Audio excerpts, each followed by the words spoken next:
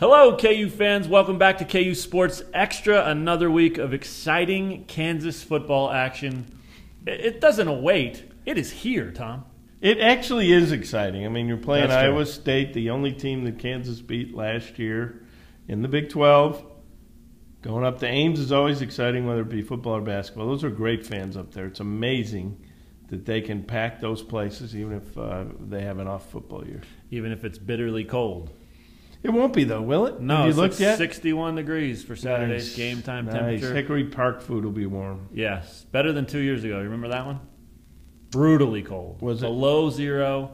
We were on the field filming the pregame minute, and my phone died. Oh, I remember twice. that. And Montel was slipping and sliding all over the place. Ice all over the field. Yeah. A couple, 4 or 5 KU guys. Number one agronomy school in the country. They know what they're doing. Yeah. They know how to treat fields. Yeah. Nobody's saying that. They know which shoes to wear. Yeah. All right, well, we'll get into the KU-Iowa State matchup. It is a good one. It could determine 9th and 10th place in the Big 12 this year. It doesn't get better than that. Forget first and second. Forget that TCU-Baylor game. This is the one. Who wants to finish in the cellar? Good stuff. All right, we're going to switch it up this week just because we can, just because we're covering the 9th place battle. Tom's going to go good news. I'm going to follow it up, so go. Well, the good news is that the volleyball team, which has a very strong sophomore class, is undefeated. How's that for a little momentum? And David Beatty even got in on the action, welcoming the coach Ray Bouchard to his press conference yesterday and really calling him out 3 or 4 times. Yeah, it was good stuff, and you know, everybody's talking about that team. They really are. They have always had a good following the last 5 or 6 years, and even before that, really. It's a cool thing to see. Gary Bedore has been covering it like it's his job. He's doing a great job covering it. It is his job. So he's been out there at every home match. He loves doing it. That place fills to the ceiling every match. They don't, you know, it's a really cool experience. If you haven't checked it out, it's worth it. Not only is the atmosphere really cool, but you'll see some good volleyball. This team is really talented, and there's a lot of cool personalities out there. So good job by them. Any other good news you want to share? Whether it's personal or KU related? No. Been a rough week. No, or maybe he just doesn't want to share. That could be it. Been a good week. We went to the Yankee game Friday, of course. Okay. New stadium was kind of like a mall, as everyone says. I guess that's not really good news. The good news is that Kansas has a legitimate shot this week on the gridiron. There you go. Fair enough. The bad news is it only gets harder from here. Tom wrote a column about it. This is the best chance this team has for a win the rest of the season, as he mentioned in his column. Stop me if you've heard that one before, because I've said it 3 times. It's been true 3 times. Yeah, for sure. But this really is it. I mean, they can compete with this team because Iowa State is struggling as well. This is a team they should have confidence against, even though that's a little misplaced because it's 2 completely different teams from last year. But the bad news is after this, they go Baylor, Texas Tech, Oklahoma State, Oklahoma. And it doesn't really stop until, get this, are you ready? You look ready. The break that you get from that gauntlet of nasty, high-powered offenses is at Texas. Somehow that's a break in this schedule. At Texas, when you look at this schedule, it looks like, well, at least that one won't be as bad. That's ridiculous. That is ridiculous because every time they go to Texas, it seems like they get pounded by about 40, 50 points. They don't get even 25 total yards, and it's rough.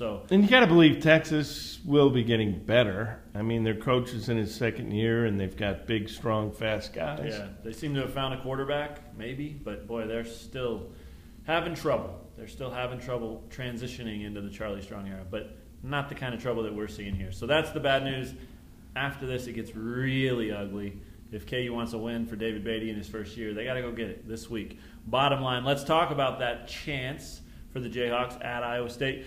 Iowa State's a good team. David Beatty will tell you that. They're a really good team. That's what he'll tell you. And he's right, though. I mean, they have talent. Every coach in America will tell you the team coming up is a really good team. That's exactly right. One way or the other, they're covered then. But they're experienced? Yeah, they're talented at wide receiver. They're experienced. They're good up front on both sides of the ball. They've played Toledo and Iowa very tough in their only 2 losses, and both of those teams are undefeated. So this is an Iowa State team that when you factor in the revenge, which I got to think it is a little bit of a factor. I mean, nobody likes to be the team that loses to Kansas. That's true. So they're still reeling from last year's 34-14 embarrassment, really. I mean, they got pummeled down here. And when you factor in Mark Mangino probably didn't enjoy losing to Kansas, it just keeps going and keeps going and keeps going. So, well, I think Mark Mangino needs to be focused rather than worry about that. Paul Rose is worried about that too. Yeah. He would like him to be focused. I kind of think he was focused last year. I would imagine so. But Iowa State struggles to run the football. One of the best ways to get that fixed is to play Kansas. All three teams that have faced the Jayhawks so far have run the ball extremely well. I would guess that Iowa State will probably find their running game this week because of that. If KU's got any chance, it's going to have to be with their defense and their defensive ends. Iowa State's given up the most sacks in the FBS so far this season, so it's time. You've been picking Damani Mosby a couple of times in the primetime pick here. It's time for him to show up. It's time for Anthony Alobia to show up, who actually jumped Mosby on the depth chart this week. So maybe that's a little message. Maybe that's a little statement. Ben Goodman, another guy that can really make an impact in this game. He's been consistently the best player on the Kansas defense all year. For sure. So they've got to get those guys going, and they've got to get after Sam Richardson, who's been really good against Kansas most of the years he's played them. If they don't do that, they don't have a shot. So that's what we've got for the breakdown. It's interesting. It is an exciting matchup, an interesting game, but KU's going to have to play really, really well, nearly perfect if they want to beat anybody. That's correct. And that includes this week. So let's talk prediction time. It's kind of our checkers feature here. They sponsor our football picks contest online, and so they sponsor this pick from Tom Keegan as well. Checkers, Tom Keegan's pick. I'm going to go Iowa State 24, Kansas 20. Rutgers dominated the game up front. Rutgers ran the ball at will and stopped the Kansas run by just loading the box with an extra safety there. Iowa State doesn't have the personnel to do that. I really don't believe that they can dominate the run game. And Kansas is a good running team, so I think it'll be a ball game, and you favor the home team, but I don't think this is a huge disparity in talent the way it usually is for Kansas. You picked a close one last week. You picked another close one this week. Was wrong last week. That was close, relatively close. I mean, you picked 7 points and it was 13. That's not too bad. I'm happy for you. Yeah, Kansas beat the spread. Right on it, almost 13 and a half, right? Yeah. Well, that extra point was the difference between beating the spread and losing the spread. And I'm talking to you now, kids. Think about that. A bad snap turned a winner into a loser into a winner. Do you really want to put your hard-earned money into the hands of a long snapper? No, you keep that money. You put it in a savings account, and you watch the interest grow, like I wish I had done. Fair enough. Do as I say, not as I do. All right, another close prediction from Tom Keegan. He loves this Kansas football team. I love close football games. Fair enough. I don't think it's going to be close. I've got Iowa State 42-20. It's been the theme of this one. I think that Kansas's defense is still just such a work in progress. Like I mentioned, I think I thought you were going to say a train wreck. You like train wreck. Not quite. Shambles that bad, too. You like shambles. I do like shambles. Yeah. Texas still in shambles in your mind? It looks that way. I mean, they came in here and shut out Kansas. Well, KU's getting to play at Texas is a break for KU this year. If that's not shambles, I don't know what is. Wow. I just like Iowa State and everybody from here on out to score 40 or more against this defense until they show that they can just boom. Yeah, I'll prick no it. No matter what happens from here on, just whoop. If they don't even play offense, 40 or more, put it on the board. Wow. 42-20, 24-20. So we're locked in on that 20 number. That's important. It is, but you have more faith in Mark Mangino's Iowa State offense than I do. I know. Clearly. I know. Crazy. All right, primetime pick. Who you got? Keon Kinner. As I mentioned, I don't think Iowa State is great at stopping the run, and Keon Kinner is great at toting the football, but he can't drop it onto the turf. A lot of football terms in there. Good pick. Yeah, over 100 yards both of the first 2 weeks, and then really bottled up as a running back last week. He was good as a receiver. And he did score 2 touchdowns. So, I don't know, not a terrible game. Did you have him in your Keegan ratings? I didn't. He was 11th, and there are only 10. That's Even fair. though it probably should be 11 because in football. Oh, man, a revelation. Well, this episode could have just changed the world. The episode of Revelations, Chapter 1. Fair enough, but good pick. I think he bounces back too. I really like that. I'm going to go with the guy we already talked about. It's Ben Goodman. I'm tired of trying to reach. I picked the local boy last week. He played okay, but he injured his hand in that game. And it looks like he's going to be playing with a club the rest of the season, or at least for a few weeks. That can be a good thing. It could be. He'll know how to use that for sure. But Ben Goodman, as you mentioned, he's been solid, the most consistent defender. He's really been disruptive, and you can tell that this guy's a senior playing his last round of college football, and it really means something to him. So given that Iowa State struggles giving up sacks, I like Ben Goodman. Maybe he'll have double-digit tackles and a couple of sacks. I think that'd be really cool because he's a fantastic dude. Double-digit tackles. That's a lot. The defensive end position. Yeah, he's active though. He's all over the place. He's not afraid to run guys down.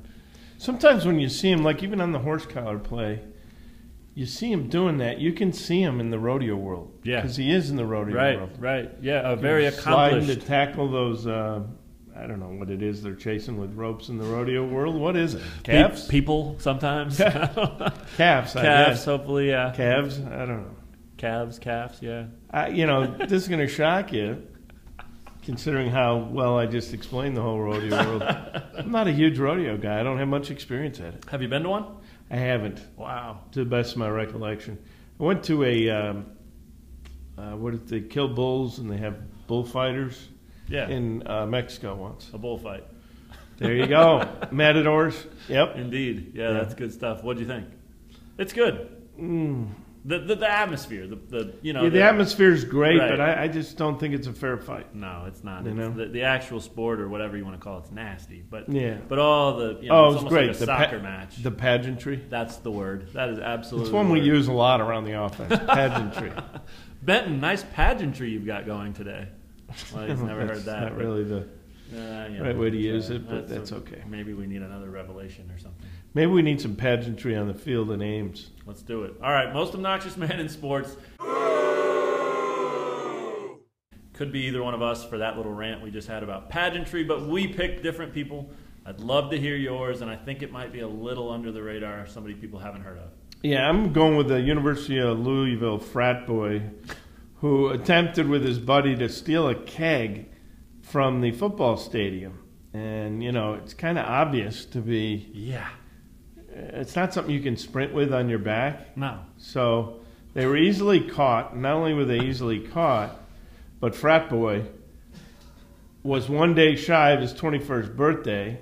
And since you turn your next year at midnight, he welcomed his legal drinking age in the clinker where you can't drink, because he was caught with a flask of Fireball whiskey at the age of 20, and he's 21. So wow, rough tough night. Break for the frat boy. Did Louisville win or lose the game? Do you know? That I don't know, because I was in the clinker.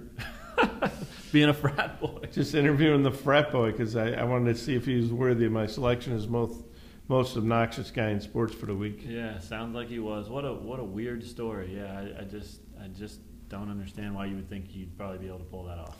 Yeah, I think he was inebriated, and your judgment gets impaired, kids. No gambling, no drinking, anything else? No rodeo. No rodeo. But go to a bullfight for the pageantry. My most obnoxious man in sports this week is none other than Yankees general manager Brian Cashman. And I'll tell you why. Tom mentioned it early. We were at Yankee Stadium last Friday ahead of that Rutgers game in New Jersey, and it was fun to check it out, all the history. It's not the original, but they still do a good job of honoring the history and all the photos of the old-timers and all that stuff. That's Yankees. What they put on the field is not Yankees. They're not homegrown players. No. I think if George Steinbrenner were alive and he had a talent of Robinson Cano's magnitude, he would not have let him get away. Right. He would have made sure he was signed probably earlier to a long-term contract and keep your homegrown talent. That's how they Jeter, Bernie Williams, Andy Pettit, on and on and on, Jorge Posada. Sure. And Mariano Rivera, obviously. All homegrown talent. And why wasn't any of that homegrown talent traded? Well, one reason, Bernie Williams, for example, George was suspended then. So he wasn't allowed to run the team, and so they stockpiled prospects. Yeah. Normally the old George would have been pressuring them, trade the young guys. But when he was suspended, they did that, and he saw it worked, and he stuck with that. Yeah, this team is going to make the playoffs. It was cool to go, but they have some guy named Young in left field, some guy named Bird at first base, Chase Headley at third, Brett Gardner at center field, Carlos Beltran, who's older than both of us in right field. A-Fraud is DHing, so he's out there 4 times a game, as you mentioned at the game. You only get to see him step to the plate 4 times, and he was, I think, 1 for 3, maybe 0 for. So you're not even seeing him run the bases. It's just not a Yankee lineup. They're not going to go anywhere, and that lineup needs to be fixed. It needs to have Yankees in it, not just fill-ins, not just bodies. Transplants. Yeah, pageantry. It almost had the feel of an an expansion team. It really did. Yeah, it's sad. So, way to go, Brian. Nice team you put out there. You're really making people proud. For Tom Keegan, I'm Matt Tait. We'll see you from Ames, Iowa, where the battle for 9th place will be on this weekend. Thanks for checking out KU Sports Extra. We'll talk to you guys next time.